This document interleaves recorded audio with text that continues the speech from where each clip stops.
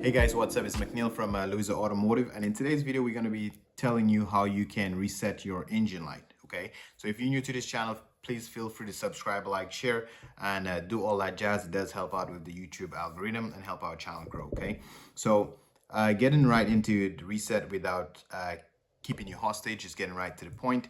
A lot of people may want to reset the engine light because if you go to the shop just to turn the light off or to scan it and tell you what's wrong with it, you would probably pay 60 bucks, maybe even 120 to scan / turn the light off. Now let's assume you already know why the light's on because maybe the car was already previously diagnosed and you just want to turn it off to see if it's a solid code, to see if it's going to keep coming back.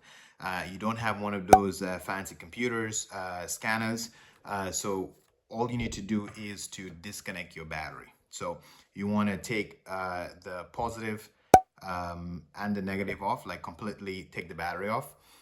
Wait maybe about, I would say, 15 to 20 minutes. Let's let the car sit without the battery being connected. While the battery is off, you might as well use that opportunity to make sure you clean your battery poles and just kind of service your battery. That doesn't help with the resetting of the light, but I mean, if you already go through the hassle of taking the battery out, you might as well just, clean the poles and make sure everything is nice and clean and there's not too much buildup on the battery connections. After your 15-20 minutes, you connect your battery back and your engine light should disappear. The computer will reset. It's kind of like when your phone's giving a problem or your computer, you kind of shut it off and shut it back on. Same concept. It would reset the engine codes. Now, here is something you need to know before you decide whether or not you should be doing that to your car.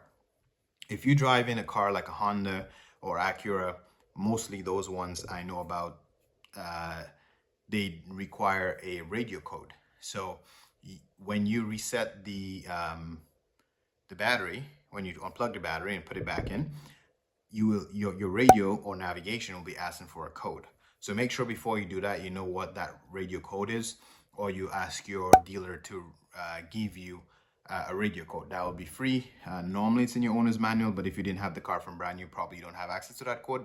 So you could just contact your local dealer and get that code because you will need the code to put the radio back on. If you're driving a European car like Mercedes, BMW, Audis, a lot of those cars have so much electrical components. If you disconnect the battery, you may find that you get a lot of other electrical problems. Well, it seems like electrical problems. You lose communication because the car has so much computers, like it almost like confuses the car.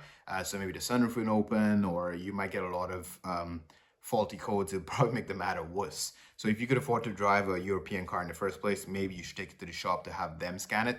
This idea I'm giving you here is mostly for the normal Japanese or North American cars. Like that will work just fine for those. But if you're driving any fancy European car, I do not recommend you do that. You'll make your problem worse. Okay, hopefully this was helpful, and good luck.